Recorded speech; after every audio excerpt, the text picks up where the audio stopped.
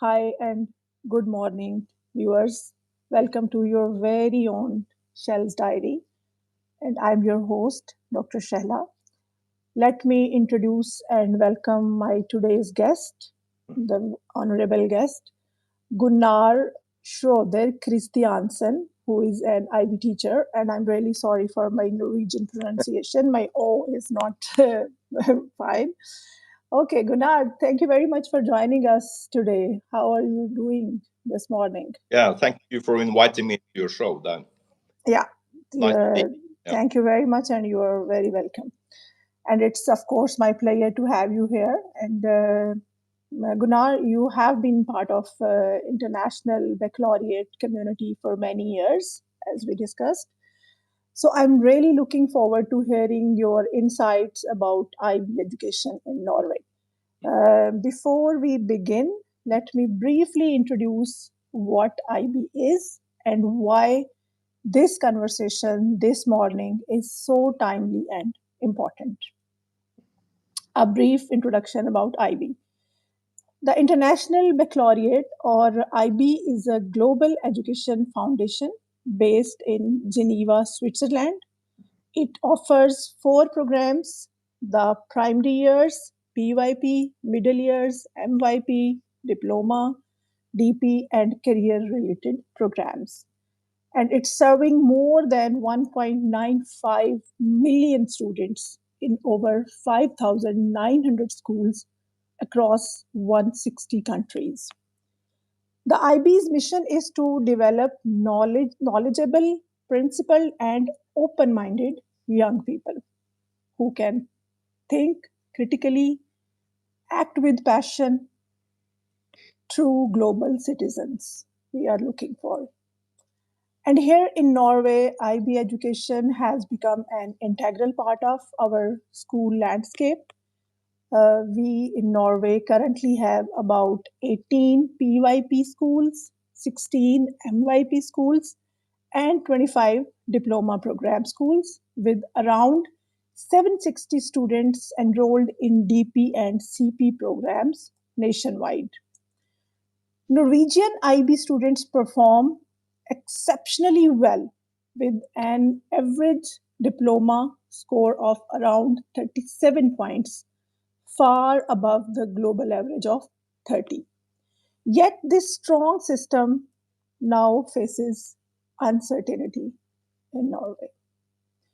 Akershus fylkes kommune is considering closing government-supported IB schools. For many of us, including myself, as parents, teachers, and members of this learning community, we are, of course, very much concerned. And IB represents more than a curriculum. It is a philosophy that nurtures critical thinking, inclusivity, and global awareness. That's why today's discussion really matters. Together, we'll reflect on what IB brings to Norway and why it deserves continued support. So, Gunnar, that was a very brief introduction about IB and IB in Norway. To start, could you share that what first drew you into IB education and what is your experience like teaching within Norway's IB system?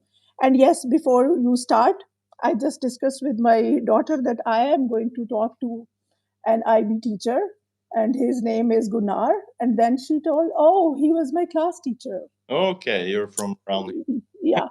My daughter was your student and you were class teacher. Okay. So she told me. Yeah. Talk about that later. Yeah, we will, of course. Yeah. Yes, please, over to you. Yeah, I don't quite remember exactly when I started, but it could be like 20 years ago or more than 15 years ago. Mm-hmm. So I have my background includes some philosophy. So there is a philosophy course in the IB called Theory of Knowledge, TOK. Yeah. So I was may have been one of their choices when there was going to be a new TOK teacher. I had some background, and I really wanted to enter the IB system, and I also do history. So that came later. So when some of the older teachers retired, the position was available. So now I teach both UK theory of knowledge and history, and I enjoy it a lot. So, but it's quite many years, exactly. Yeah. Yeah, and when we were talking one day, you talked that IB is the only thing you are doing since ages. So if IB is going to be closed, what next for you? In Norway, the IB schools are state schools. So schools, they don't just offer the IB, they offer ordinary upper secondary school. The diploma program IB, and then Norwegian videregående skole. Yeah. So we teach both. So I'm not going to be out of a job, but I have to go back to the Norwegian system if the IB disappears. So, and that would be really sad. So that's the situation for most of all for the students. Yeah, of course, that is true. You are not going to be jobless, but of course, I know that if someone is working with IB system, I had never been an IB student, but I am mother of an IB an IB child. So I know from her experience that how good this system is, especially with TOK, which you are dealing with, and CAS and critical thinking and different projects. She was in sciences. I am an engineer. So I know that how thoroughly the concept-based education is this. That's why I think that if someone has tasted IB, they will never wish at least to go to something else. I think This is what I think so. I think when you have to do like 3 years of upper secondary school, you're not more prepared for university other places than in the IB. So you get the most out of these 3 years. Yeah. You learn more because the subjects are on a higher level. Yeah, and, that is true. And the way we work in the IB system, it's closer to what you will experience in university. Like we do a research project, the extended essay. We do smaller research projects in all the different subjects, internal assessment, and they write a lot of papers. Like in history, we do essays about different historical matters, and it's similar to what you would experience later on in university. Yeah, So, that's true. That's true. From the day first, you guys prepared the students, and especially recently, I I had a chance to work with the PYP and MYP and DP students, and being a keen observer, I can observe that how little kids are forced to think critically, and they raise questions, and they think globally. They know about environment, the things which I learned in university. The student, yeah, I want to share one thing that in another school where there is a PYP and MYP, I was just passing by, and there was a child, hardly maybe in grade 2, I think, sitting with the book, and that was about plastics. And I asked him, what are you doing? He said, I'm reading this book. I asked him, what is this about? He said, it's about plastic. And then he very precisely, with this much tons of plastic is being eaten by whales and being thrown there, and birds are, and the whole nature is in danger due to this. And I was just looking at him, and I was, of course, appreciating that this is Norway. Of course, we are giving this environment and recycling and plastic things so much importance. But of course, with IB, it's more increased. So another question for you is that what motivated you to stay connected with the IB for nearly 2 decades, as you told? Yeah, I really enjoy this system. That's the bottom line. So you know that the subjects are on the higher level, which I enjoy a lot. So there's a great focus on learning, and it's more or less the same subjects as in the Norwegian system, but you a few of them and you go in depth. So instead of having a little bit of everything in a more superficial way, you can really go in depth on the different in the different subjects, but also on the different topics. Like in history, we don't do the whole thing. We pick some important topics and we go in depth on those topics, so we learn more. Yeah. It's closer to what you will experience later on in university, and but then we also have these core IB specific subjects. We have CAS that we will come back to that, but also TO, Yeah. which Yeah. is a philosophy course that's supposed to bind all the other subjects together. Yeah. That focuses on knowledge and what knowledge is all about. And there aren't, yeah, to your question, there aren't that many philosophy teachers available. So it's sort of natural that I stayed with the TOK. It's really a subject that I really enjoy. Yeah. That's Uh, true. and the students see the relevance of that. It's a little bit similar to the philosophy exam that students are obliged to do in Norway when they start up the university studies, like the examen philosophicum. But Yeah. that's been reduced, so there's not much left of it. But knowledge in one subject, is different from knowledge in another subject. If you say you know something in math, it's different from knowing something in history. Yeah.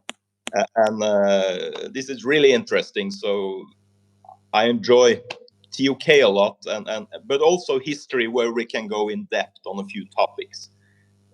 Compared to the history in the Norwegian system, where you do a little bit of everything, I told you, and Yeah. in a more superficial way. It's not that engaging, I would say. Yeah. So IB is going into depth Yeah, instead of being horizontal. It gives you vertical depth as well. you And don't you don't get more prepared for university anywhere else than in the IB system. yeah. Even though the Norwegian system is called studiespesialiserende, that is the truth. Yeah. So TOK, or theory of knowledge, this is the subject which, and of course, CAS and extended essay and all these things I know from my daughter, and then with the students, of course, I'm dealing with. All these things are really speciality of IB, and the beauty is that it's global.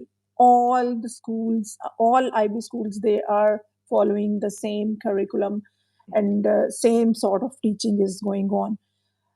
So my next question is, Gunnar, since you are teaching both TOK and history, and how do these two subjects together help develop independent and critical thinkers, which is the trademark of IB education, that they are independent minded and critical thinkers? How do you develop this in your students? Yeah, so for TOK, it's obvious because philosophy, it's the subject of all other subjects. It's kind of a meta subject that takes one step away and ask these more abstract questions about what we're actually doing. So it's the part of philosophy that's called epistemology, or philosophy of science. Yeah. And you can use that. It's kind of a lifestyle. You can use that on a daily basis in your Everything. life and all subjects, really. That's true.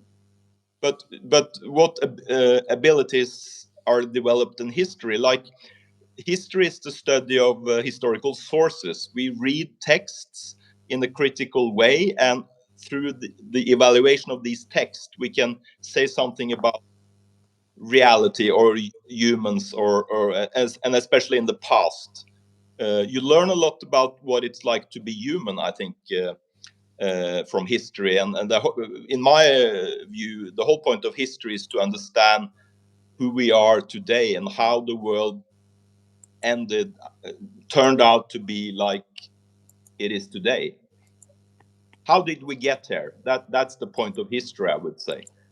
And through critical evaluation of these sources, you exercise this way of thinking, this ability in young students, like being critical to all texts and what you find online, and make sense of the world, actually. Okay, Gunnar, my next question is the TOK, or theory of knowledge, being a very unique concept of IB. How challenging it is for both teachers and students? Yeah, for TOK, it's different from all other subjects, and you don't really have anything similar to that in the Norwegian system. You can, if you want to, you can choose philosophy in the Norwegian system, but it's not mandatory. So, but TOK is for everybody. You have to do it. And the thing is that it's not very theoretical, so you don't really learn the history of philosophy and being able to repeat Plato and Descartes and Immanuel Kant. It's more like philosophizing yourself. It's more personal. You use the ideas, but it doesn't really matter who said it back in time. So you don't need a lot of knowledge, really. This is not the subject where you collect knowledge, but you use your own experiences, hopefully from your other subjects, something you did in history class, something you did in physics class, and you can use that to discuss how knowledge is different in different subjects in TOK. So in TOK, they do a presentation, they write an essay, where they discuss these matters. We also do like ethics, we do the arts, and knowledge is very, very different in all these different subjects. So it can really be used in your own life to make sense of the world, I think. It is philosophy, but it's not very theoretical. It's more practical philosophy. Yeah. Yeah.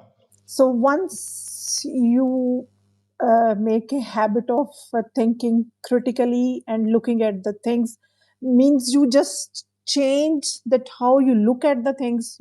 TOK provides you a tool to look into the things instead of just taking everything how it looks. So knowing what is behind the surface, TOK provides that tool. And once you tame yourself accordingly, then it will help you in everything, in your daily life, in your business, in your purchase. So as I said earlier, IB is not just a schooling system, it's a philosophy, and it gives you that way of thinking. And of course, what you think, eventually you do that, and then you become like that. So I agree with you, totally agree with you. And yes, I know that for IB students, I happen to encounter many IB students. TOK and CAS. CAS is something fun, but TOK and extended essays, they are very challenging for them, including my daughter as well and other students. So yeah, so this was, and then Gunnar, you have been part of CAS, and CAS here is Creativity, Activity, Service. It's abbreviation of these three things. So you were part of CAS projects in Sri Lanka and Russia. So what did you learn from those international experiences? Yeah, so CAS is another component that's mandatory. They have to do it. Yeah. You choose what subjects you want to do. One subject from social science, one language, one mathematics or physics. But CAS is also mandatory. And you said CAS creativity. That means some students they they do something within the arts, like they dance, they make food, or they make art, they paint. Also, they have to report what they did, but they have to do something creative. And action, that could be most students, they exercise, like they do what we in Norway would call gymnastics, like they exercise. And service, that would be helping people. So they organize different humanitarian projects. It could be in the local environment, but usually they do a CAS project in another country. This school had it was sort of peace project among Tamil Hindu people in Sri Lanka and Sinhalese Buddhists. That, you know, there was a civil war. Yeah. Now the young people from both sides came together with the Norwegian students, and they collected money and helped the poor. And they did the same in Wow. we were there all up to the, you know, the war started in 22. I was there in 2015, and there was an orphanage in Kaliningrad, you know, Blast, which is separated from the rest of Russia, close to Poland. And we were there and met these Russian people and the children in the orphanage, and they had also collected money for them. So we have many of us have Russian friends that sort of disappeared online when the whole sad thing started. But you know, this international thing, in a globalized world, you meet people from all over the world and get to know them. And we have an international environment in our school as well, with students from different parts of the world, and we meet these other people from other parts of the world when we travel and collect money to help them. So yeah, great experiences just going there and get to know these people. And yeah. So a lot to say about that. globalization part comes there. Global citizens, Yeah. ready to mingle, ready to help one another, just finding the common things, the humanity, and helping each other. So IB is definitely taking an initiative. And since my daughter was in your school when there was COVID, they were supposed to go to Russia, but they could not go due to COVID. So this was in her class. So I do remember. And great experience you shared with me, and especially your colleagues.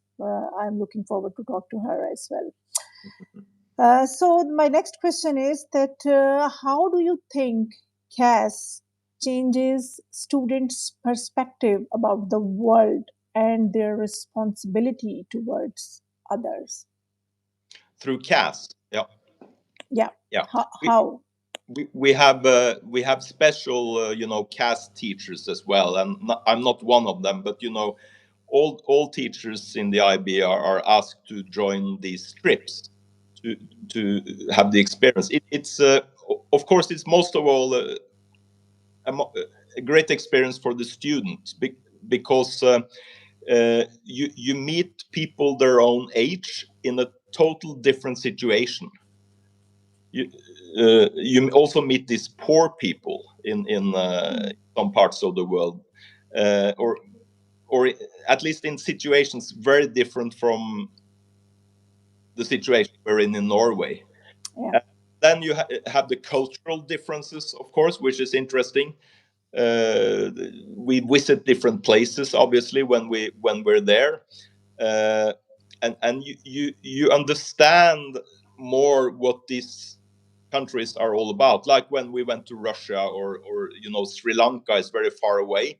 For me, it's a little bit like going to the moon, you know, because I've been to China and Sri Lanka, and it's very, very different. And I think for young people, that today young people travel more than I used to do when I was there. That's true. But you don't usually meet people privately, but in these trips we live in private homes. You know, we stay in families. And that's different from staying in a hotel. Yeah. And they have friends. I know IB students that actually moved there to these parts of the world that they have visited, because they become friends with some local students, and then they study there, or they move there, or they at least they keep in contact with people. Yeah, so very good chance of networking is available due to these projects. It's not like a tourist experience, which is very special to enter people's homes and they cook food for you, and for the students that's obviously a great experience. That is true. That is true. And as you told me last night, that was a great experience for you as well as teacher. So Gunnar, you told me that you have attended IB workshops in different countries. How have those experiences shaped your understanding of IB's global nature? You know, we live in a globalized world, you know, and Norwegians travel, and there are a lot of people born in other countries coming to Norway. So everything is becoming more and more international, and this is where the IB is great. As you told us, it's the same thing that goes on everywhere in the world. So, you know, a student can take a year abroad and come back, and they have got the same thing as they would have got if they stayed here in English. And also teachers. I know a lot of teachers that teach in other countries.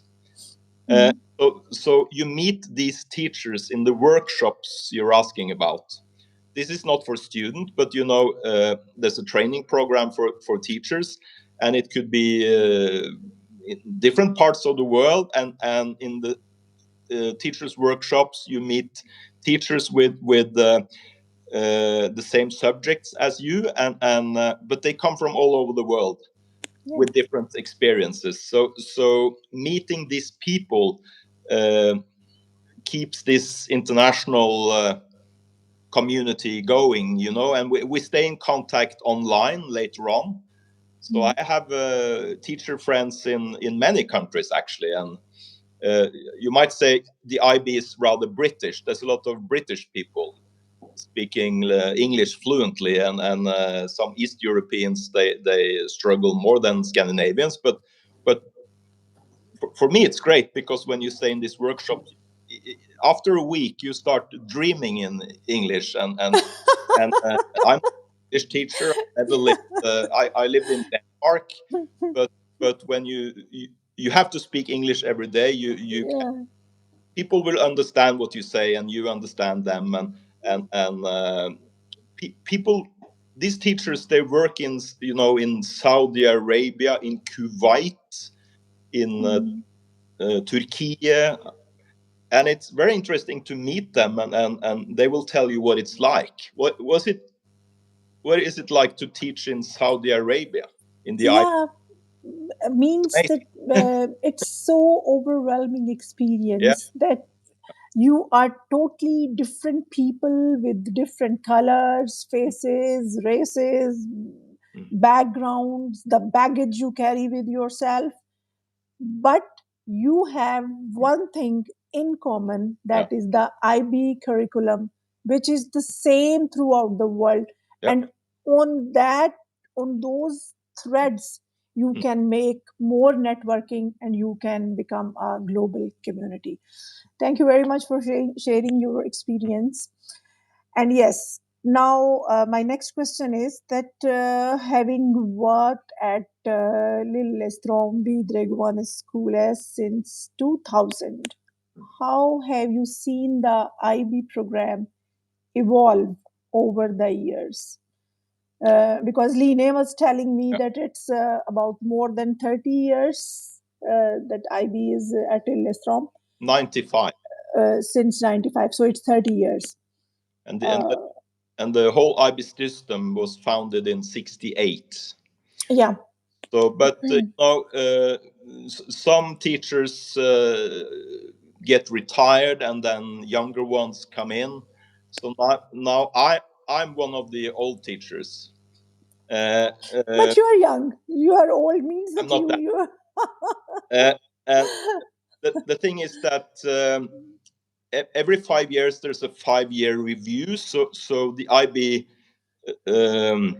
bosses in Geneva and in Cardiff in Wales, they ask us to report what we did since last 5-year review, and we have to fix things and improve. So hopefully we're getting better, but it has developed since there are different teachers, obviously, and but hopefully we're getting better. And you know, every subject has a curriculum telling you a syllabus telling you what you have to do in your subjects, and these they change like every 5-6 years or something. So then like in history there's a new syllabus, you have to change your ways. Yeah. The topics are more or less the same, but it's not like we have done the same thing since 1968. The IDs, the syllabus in every subject changes slightly, and I have experienced that a few times, and especially in TOK there has been some major changes, especially about assessment, like they don't have an exam, but they used to do a presentation. Now the students are doing what they call an exhibition of items, that personal items that they will discuss in relation to knowledge, and that's quite new. So yeah, there are changes all the time, actually. Yeah, change is the only constant. Yeah, exactly. Yeah. So what do you think that what are the most significant differences between IB and the Norwegian national education system? Yeah. I touched upon that earlier, but because you might argue that it's more or less the same subjects, but you choose one subject from each of these subjects groups, so you can do like either biology, physics, or chemistry, and you have to do maths. If you are especially eager on those kinds of subjects, you can do both chemistry and physics if you want to, and Yeah. you one of social science, one from the arts, one foreign language. Uh, but you have these core components I mentioned, like which is the research project, extended essay. You do CAS and you do TUK, a mandatory philosophy course, and that's different from the Norwegian system. And the main difference I told you is that we go more in depth, that the subjects are on a higher level than in the Norwegian system. And the different working methods by writing papers, essays in all the subjects, and Referencing and everything that yeah, is up to the mark. I doing learned all those things in my PhD, what yeah, my daughter learned during her IBDP. yeah. So this is the major difference. It's a major difference. The way we work, discussing these questions in like history papers, Yeah. essays that we hand in. And that's also how the exam is going to be. So this is similar to what the students will experience in university, even in Norway. Yeah, So I learned they're at NTNU and my daughter learned at yeah, Lillestrøm. So yeah. this is the difference. I It's, was doing it's the PhD same. and she was just DP student, IBDP student. And you learn more. Like my history students, they, they're really clever on these historical matters, and I didn't know these things until university, you know. Yeah. The Norwegian subjects, it's a danger that they're more superficial, touching on More horizontal, but less math. with less depth. Yeah, horizon may be more, but the depth is not as that is in IB system, and So especially the critical thinking and raising questions and why and how, and especially TOK comes with these questions and then answering the questions. And I am sure that since I am also involved in teaching, when I am teaching through students, and when I look from their lens, we also as teachers, we learn new things from them. So it becomes a two-way communication, which is the real essence of teaching as well. So we Yeah. are also upgrading ourselves every single day. That's also another difference that I like with the IB is that you know you're supervising, you're helping the students to manage, Yeah. so they can do well on the final exam day. You know, there are no the only grades I give are predicted grades. Yeah. What I say to the student is, what do I think you would achieve if the exam was tomorrow? Yeah. And that's different from what we in Norway called standpunktkarakter, because then everything they do is put together, and you have a final grade for everything you achieved through a whole year. But a predicted grade, it's something else. Yeah. So you know, there's no point in not showing up for a test, or we do papers, because these are great possibilities to exercise for the final exam day. So everybody shows up. It's no danger if you don't do that well. You can improve next time. You're not judged in the same way by the teacher, because the teacher is more like a person that helps you, and not really a judge in the same way as in the Norwegian system. Yeah. And I think by the end of the year you have to put a grade somewhere, but I only give a predicted grade. What do I think? yeah, and Different. one more thing I want to add from my experience in sciences, that if students are going to choose their projects, they are given full support and freedom. They are free to choose. They can do anything. Especially, I have dealt with maths, physics, and chemistry at another school, and even I'm looking at the physics projects of students at Lillestrøm.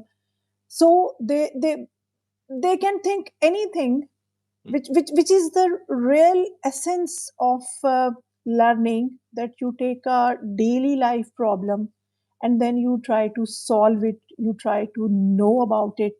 And this is which will make you a problem solver, a critical thinker, and entrepreneur at the end of the day. These are the things which I really appreciate about IB, and I am really happy that my daughter happened to do all this MYP and IB thing. So DP, sorry, in IB. And when I am looking at students, yes, I have felt that. Then, of course, I am big, huge fan of IB, and then I will ask you that how do IB students stand out as compared to other students in terms of critical thinking, curiosity, and communication skills? How do you think? Am I right or wrong? Do they stand out, and if they, how? We did touch upon the critical thinking part. Both I Yeah. talked about history and TOK, Yeah. but you talked about you mentioned communication skills, and you know, some students and their parents maybe think that, oh, my English is not that great. I'm not a native speaker. I'm not fluent in the English language, so I don't dare to choose the IB. But the thing is that when you speak English every day, all that you will improve, and younger people in Norway, their English is actually quite good. People my age are not as good, but that's not really a problem. And you know, knowing English as uh, medium that, communication. you both write and speak English on that level, you will use that later in life. You don't have to study abroad. You know, in Norway, most of the literature in university is in English, and more students, they write their thesis in English, even in Norway. Yeah, that's true. So about communication, that the IB has a great advantage, focusing on the English language, and that's another international aspect of the whole thing, obviously. So, yeah, that is. But I know quite many students that choose the IB. They plan to study abroad, but you don't have to. You can study in Norway, but I think that's part of it, that they really want to go abroad to study, and that's one reason why they choose the IB. One reason. Why not? If someone wants to go, he or she can go, and if not, my daughter, after her DP, she completed her bachelor's from BAE, and she's doing fine, and now looking forward to master's from Copenhagen Business School. So doesn't matter. You can live in your own country, but if you are global, for example, when I was at NTNU, we did international masters in chemical engineering. I and my husband, both of us, we were international students. Our class fellows were there. They were allowed to take their exam in Norwegian, and we were taking that in English. And they were allowed to write their assignments in Norwegian as well. We were doing in English. Teachers were teaching in English. They were learning English as well as we learned a little bit Norwegian, but of course not too much. And when it comes to PhD, and when we are writing our publications and thesis, especially publications, we don't have many Norwegian international journals where we can publish. So we will be looking for the international journals, the chemical engineering, for example. I had my publications in chemical engineering science and fluid equilibria and all those journals. Everything will be in English. And if IB is giving you that opportunity that you can write in English, it can help you a lot. You become more global.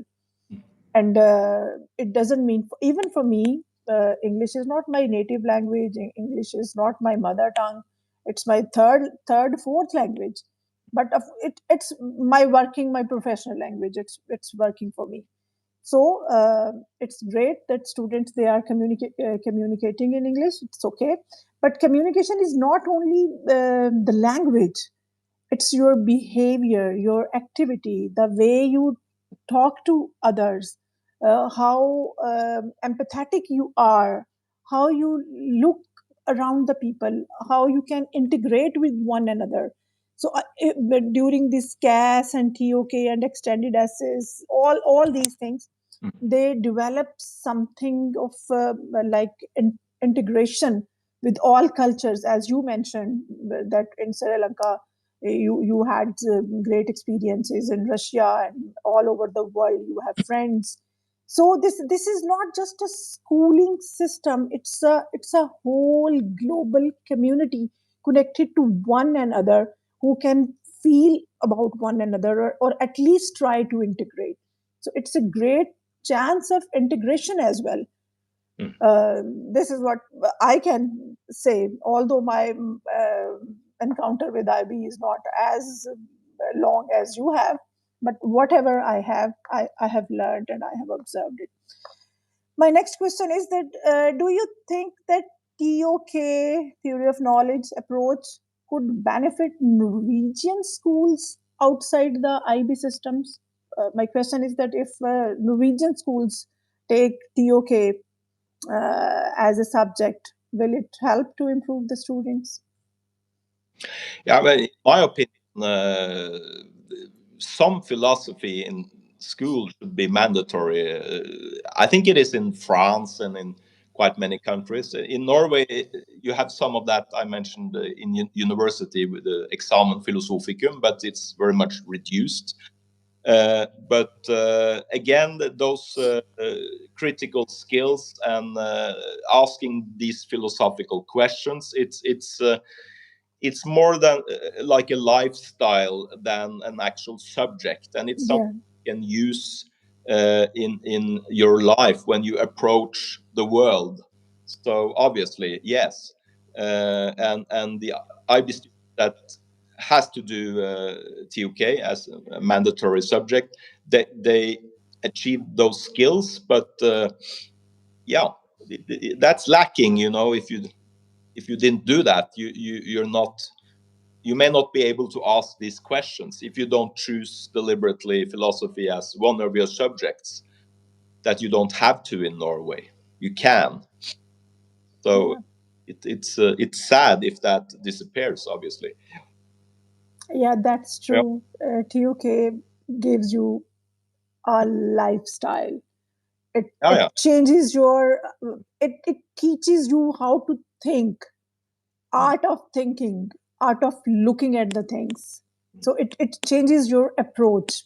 And then for a common person, it's a glass filled with water, half filled, half empty.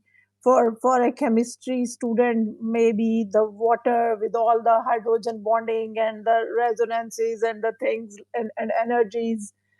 And it's becoming even more important in recent years.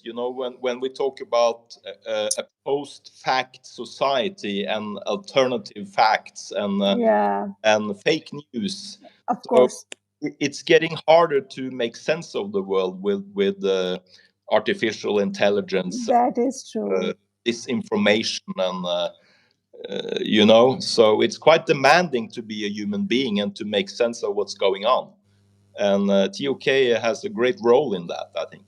That is true. And if you are not grounded well in theory of anything, then you will be just drained away by anything coming. Oh, he's right, she's right, this is right, this is right. But once you know, then you will be able to analyze the things. Because if AI is there, if you have your own brain tamed for thinking, then you will be able to know what is right, what is wrong. And it's an approach. Some people are born with it. And of course, TUK and IB, it can polish it more. Okay, then Gunnar, what role do collaboration and reflection play in the professional life of IB teachers? As you touched it earlier, but of course, in more detail now. So you have the collaboration with teachers in other countries, as I mentioned, which we have these groups, like in Facebook. There's a group for every subject, and we stay in contact with other teachers in the rest of the world with the same subjects. Obviously, we also do that in our local schools, but usually we can be a bit alone with our subjects because there might not be that many teachers in the same subject. At least, we're at least two teachers in each subject in my school, so we can collaborate closely, the two of us. But also in the local community, in the kommune and fylke, and in the whole of Norway.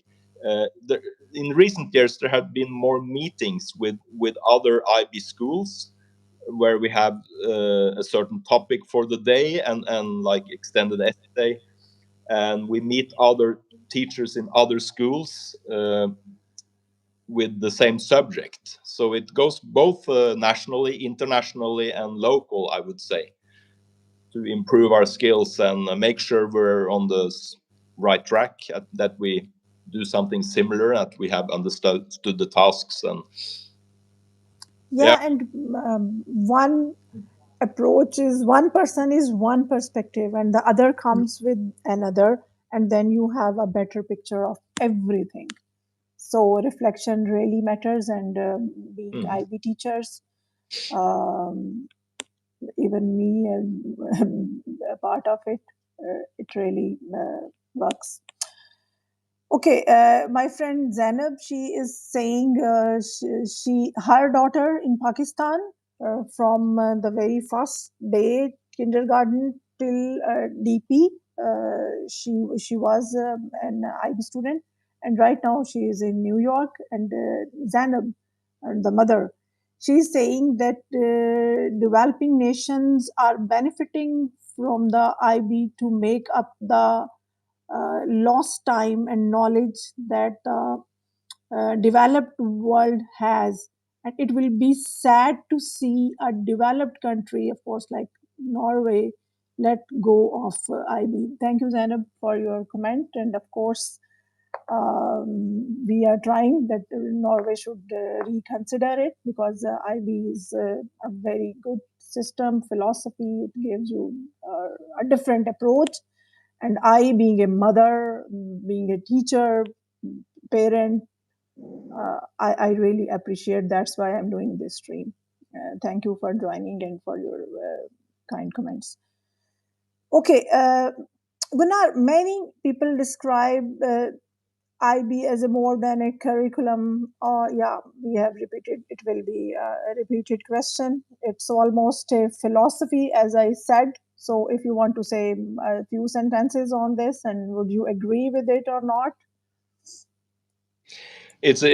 We called it a lifestyle, right? Yeah, it is. For instance, through introducing UK, and it's great that that's mandatory. It's not optional. Yeah. So yeah, that is true. It's a lifestyle. You are an IB student has a different approach to look at everything. This is what I have observed. Okay, then my next question is that what are some of the biggest misconceptions about IB among parents or policymakers?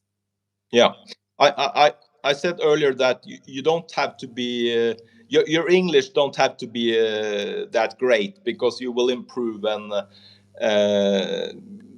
so don't be afraid to choose the IB because it's in English. Another thing is that some people in Norway, maybe people on the left side in politics, especially, they think the IB is some sort of an elite school, that it's only for clever students. Oh. And that may appeal more to the right side of politics, that you should have offer something even for the clever students. But the truth is, it's both, because if you really want to learn a lot and you're clever, of course the IB is great, because it's on a higher level.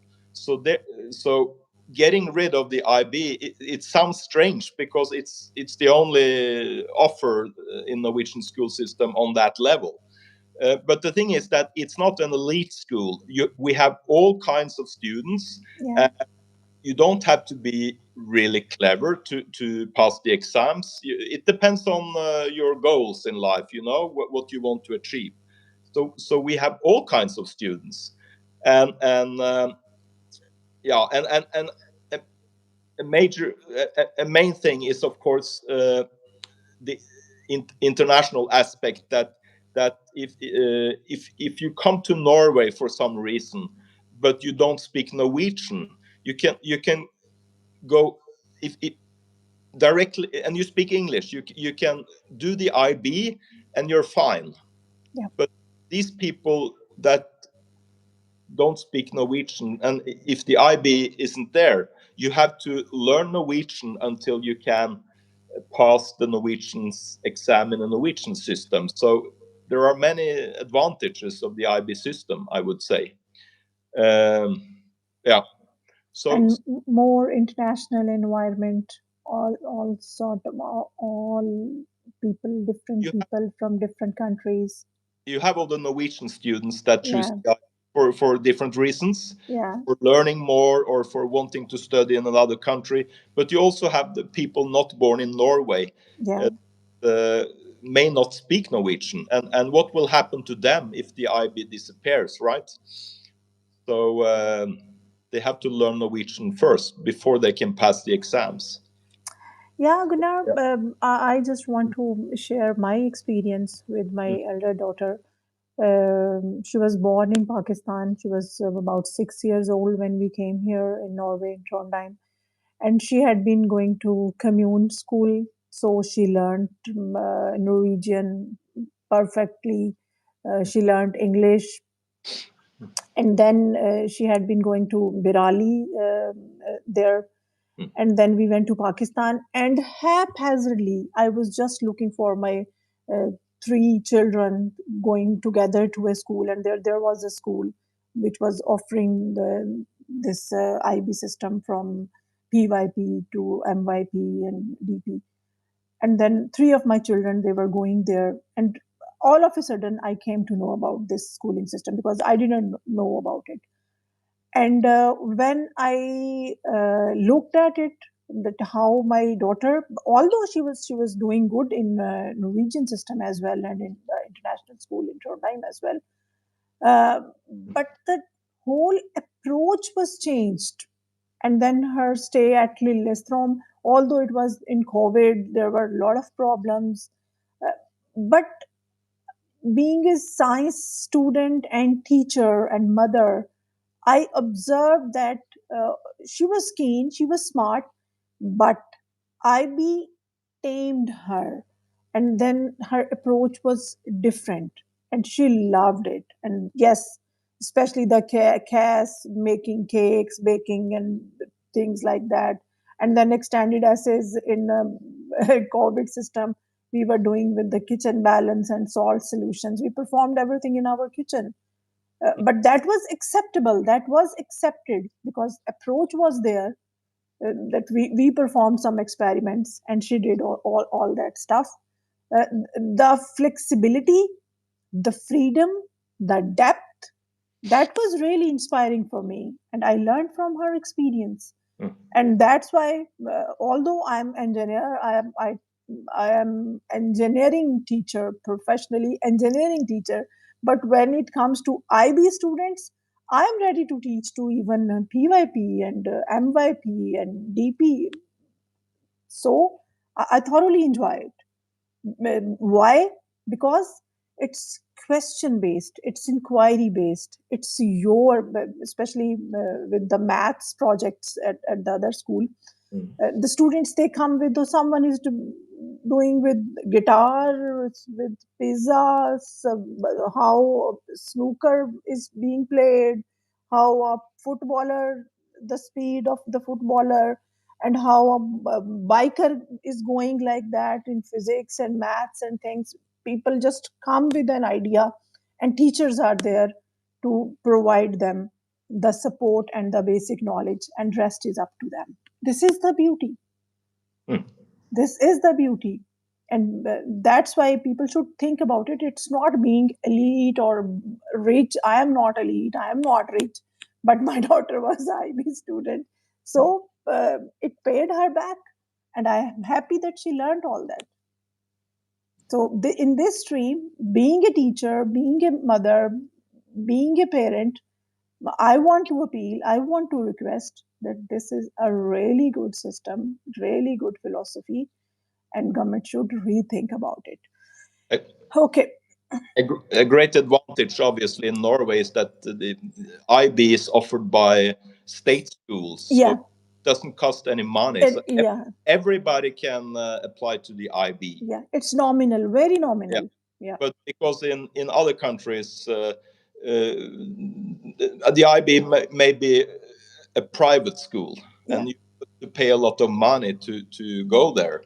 And then it's only for the few of us that can do that. And if you come to Norway from another country, and you don't speak Norwegian, you may not be able to pay your way into one of those private schools. And there are very few private schools actually in Norway, or that IB. That's true. So if the IB is stopped, then you cannot. It's not like there's going to be a new private IB school tomorrow opening, or it will take. It takes time, yeah. And only a few people are able to pay for a private school. So it's totally against, I would say, the idea of the Norwegian school system, being free, being for everybody. Yeah, that is true. And those immigrants not speaking Norwegian, what will you do to those people? It will take some years to educate them to learn Norwegian until they can pass upper secondary school, videregående skole. So yeah, and as Line, she was telling me that it's not like that if we close it today and then someone says, okay, you can restart it.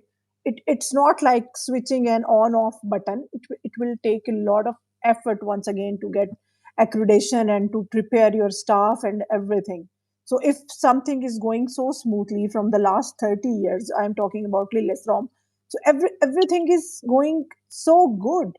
I have benefited as a parent and as a teacher as well, and I really enjoy this. And you guys, you are attached to it from a long time, since 2000. It's 20-25 years, more than 2 decades. So it can be a great loss. You will, okay, that is true that you will not be jobless. You will be doing something else, but this approach, this philosophy, this beauty, this enjoyment, this joy, this international environment, this globalization, the critical thinking and new ideas, they are not offered anywhere else. So the Akershus County Authority is considering closing government-supported IB schools. And what can we do in this situation? yeah, I don't think they really see the consequences of stopping the IB in Norway or in Akershus. Community of Akershus. It will have some consequences, and we mentioned a few of them. But for instance, what will happen to those? It's an opportunity for these Norwegian students that is taken away from them, obviously. Yeah. And then the people coming to Norway that don't speak Norwegian, they can't go directly into the Norwegian school system. So it will cost money to educate them if you don't have the IB where they could manage. And the thing is that was the reason why the IB was founded in '68, was that there are educated, skilled people working in other countries, and they bring their children, and they need maybe they move a few times, and they needed the international school system for these children, the children of these workers, parents, or people living in other countries for maybe just some years, and then to another country, they could enter the same school system in another country. That was the reason why the IB was founded. But you know, today with people coming to Norway for many reasons, the role of the IB has been really important. So if it's taken away, I don't really know what to do with those people. And will there? It should be attractive, you know, for educated, skilled people from other countries to come to Norway and manage in Norway, even though their Norwegian is not that great. So it's both for immigrants, but also for Norwegians. Yeah, that is true. Yeah. So if I summarize what you said, that this IB schooling system in Norway, it's basically it's a two-way valve and transition. A Norwegian can enter into an international environment, and an international student, he or she can learn Norwegian through integration, and they can the culture and everything. So it's a transition point for both the immigrants and the Norwegians, because so they meet there. In language, in IB, there are two languages. You do foreign language, but you also do Norwegian. Yeah. And there's one Norwegian course for people that are Norwegian, and there's another Norwegian course for people that's learning Norwegian. Yeah. So Norwegians on 2 different levels. Yeah, that's so true. There is some Norwegian in the IB system in Norway as well. It's not totally gone. Yeah, it's not only true for Norwegian, it's true for every subject, the standard levels and higher levels. For physics, chemistry, maths, English, all the subjects you can opt for because you have to take certain number of higher levels and certain numbers of standard levels. So that is another opportunity for students, that they can decide that which subject they want more depth into that subject or less. For example, if I do remember, my daughter, she had chemistry at a higher level, and I think physics and chemistry higher level, and maths, I think standard level, and things like that. I don't remember actually. But whatsoever, so we have 2 different levels of every subject, from region A, B, I think, or 1 to I don't remember about the languages.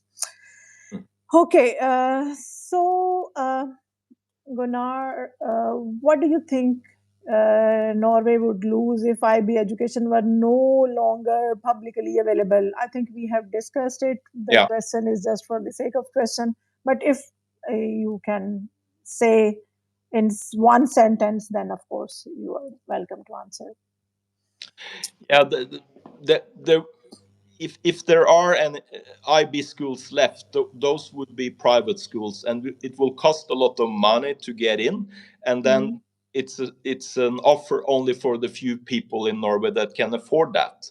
And maybe, for instance, those immigrants we're talking about, they might not be able to do it, and even Norwegians that will want to do it, they won't be able to do it.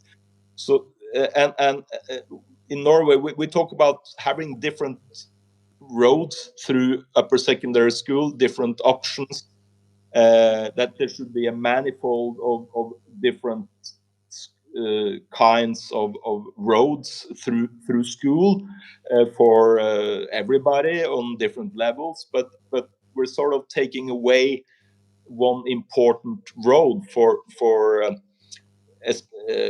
also for the very skilled students that lose one option, and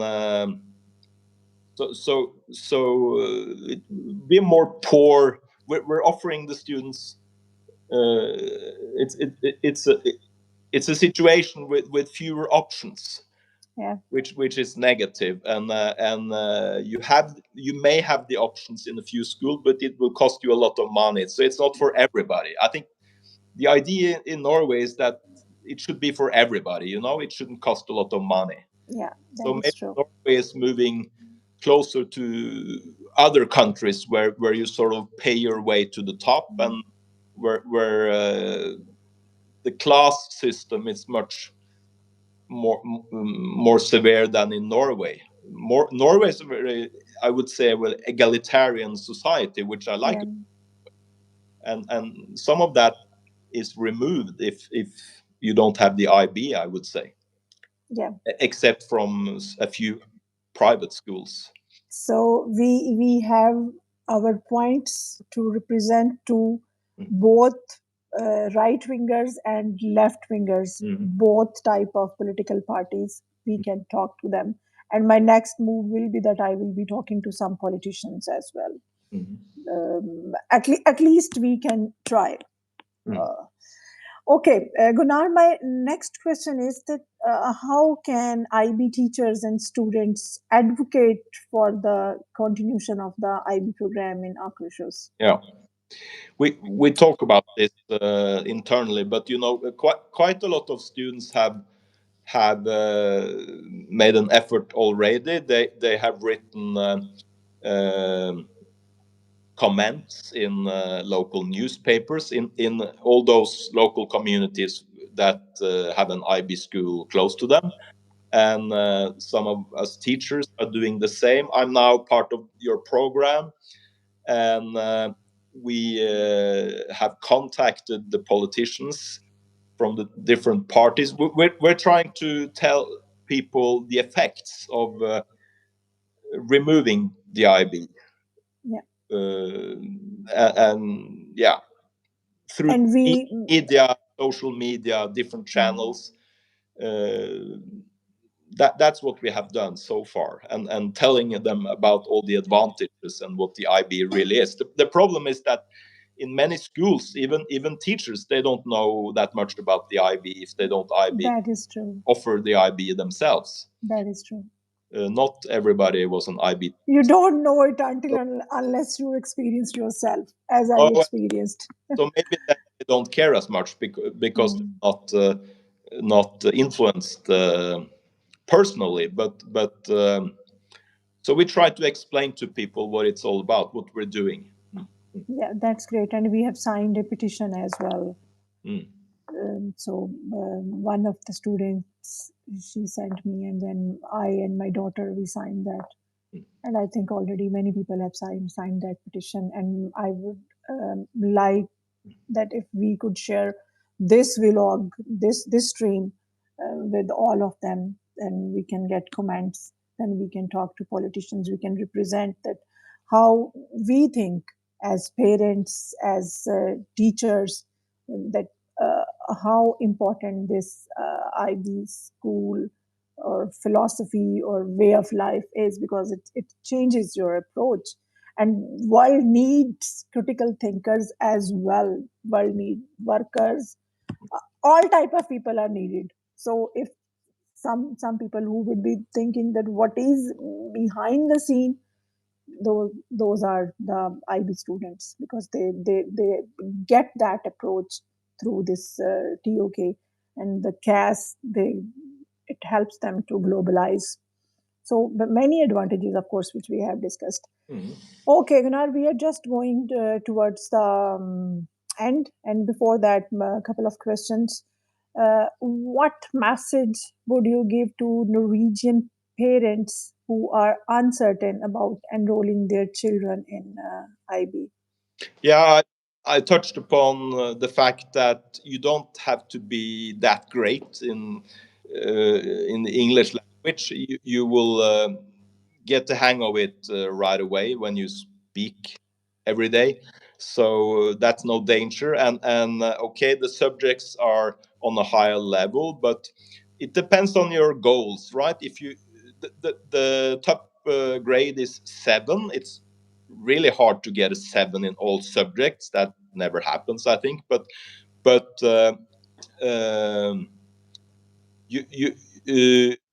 people manage. They get the diploma, vitnemål. They go through the IB. They're not all of them elite students. That's myth, that all IB students are really clever. There are clever students, but not all of them. Yeah, that's true. 7 in their subjects, and they don't have to, because they will have a diploma, and they can use this diploma when they apply to universities in Norway or in other countries, because in the whole world the IB diploma is very well known. So if you have a diploma, well accepted, you pass the exam. You're in a strong position when you apply even abroad. And we have had students in this school that went to Cambridge, Oxford. We stay in contact with some of our students that's getting older, and they do really well. And I told you there's no place in Norway that you prepare yourself for university in a better way than in the IB. And that's my that's true opinion. It's totally true. Okay, then very personal question. What has been your most memorable moment as an IB teacher during your long career? Yeah, but I think there were a few of these moments, not like one of them. But the thing is that, in the beginning, the student is trying to figure out what it's all about and how to do it. And then through the 2 years of IB, they crack this code and their papers improve. And they might not have done that great in the beginning, but on the final exam day, some of them achieve their goals. That's the main thing. You have a goal. I want to help you to achieve your goal. And when they do that, it's a great experience for the teacher, because the teacher know how you have been struggling and working hard, maybe finishing your extended essay. It's a lot of work. It's a research project. It is. The first draft wasn't that great, but you know the outcome of the whole thing. And yeah, to see students improve and reach their goals, that's always just like great you for a planned. teacher. And it happens frequently. That is true. That is true. Seeing your students growing rapidly, and you are just observing them and helping them wherever they need something. Not, of course, just guiding them, not spoon feeding. I know IB system is totally different. Okay, finally, the last question almost. What gives you hope for the future of IB education in Norway and around the world? Yeah, the world. Oh, the world is turning, and the world will continue to do what they have done for quite a while. I'm uncertain about what will happen in Norway. I really hope that those decision makers understand why this is a serious matter, and that we need the IB like the rest of the world. Why would Norway be an exception, right? Yeah. The IB is the whole world, and why wouldn't Norway do the IB? It's I don't understand that. But I hope for these decision makers to see these points that we're making, and why it is important. And but of course the IB will exist in Right.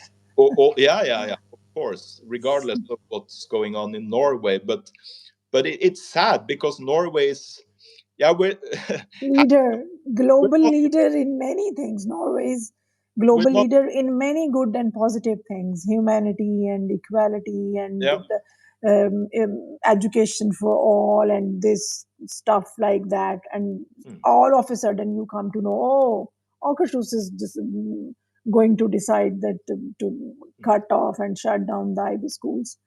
And that was a shocking news for me, actually. it is shocking, actually. Yeah. But it seems it's to save some money, but you know, if you take some money there, it will cost you A lot of on the other another place things. in the budget. Yeah. So I'm And not. all those resources, the laboratories, the special books you have, all those resources just going to waste. Yeah. We should think about that as well. Your trained teachers, you have invested your lives in that. Yeah, that's a personal thing, but But of course, if you have invested your time doing something, you have become yeah, expert in that. And what about those expertise? If someone is not utilizing, that is the biggest loss. Money is the smallest loss, but going expertise and skills and knowledge to waste, that is the biggest loss, which I think. Okay, Gunnar, thank you very much. All the formal questions are over, and the last thing is your concluding remarks and how did you feel today? How was it? And then we will close it. I think I made the point I wanted to make. So I'm pleased with our talk, and thank you for having me. Yeah. Gunnar, thank you very much. It was really nice talking to you. Although we had our handshakes and waving from here and there. Oh, you are here and I am here. Today we talked a lot and we knew more about one another and IB and of course our students in the system. It was really nice talking to you, and I'm looking forward to, of course, more talks later on. Yeah. So, and yeah, thank you. Thank you very much. And of course, I will be looking forward to talk to your other colleague you mentioned. Yeah. So please, that will be. And for the viewers, thank you very much for watching. Please share it, especially in Norway. It's really needed. It's crucial. It's not for me. It's not for Gunnar. We are almost done with whatever we had to do, or we can do whatever we can do. But this one, the IB, the International Baccalaureate for the Norwegian and international students in Norway, it's really important, because you always need the problem solvers, the global citizens, the people who can extend who can extend their hands to help others, who can be more compassionate and passionate and with empathy and with thinking in a different way. We always need global citizens, and IB provides that chance not only to the international people here, immigrants here, but to the Norwegian students as well. Only that person can tell the experience, the benefits of IB, who himself or herself has gone through it. And I am a witness. I know it. That's why I'm talking about it. And Gunnar, you just gave me a very good through sight in the system, and it was really nice. And for the viewers, yes, please share it with how as many people as you can. Normally, I don't ask for that share it in my streams, but this one, since this one is crucial, this one is important. That's why please do share, talk to people, so that we can tell that we really need it. And for this, I will just say what I always say at the end, that take care of yourself, your environment, your loved ones, and do remember us in our prayers, and do pray for IB as well. Gunnar, thank you very much. Bye. Ha det bra. I have learned a little Norwegian. Bye.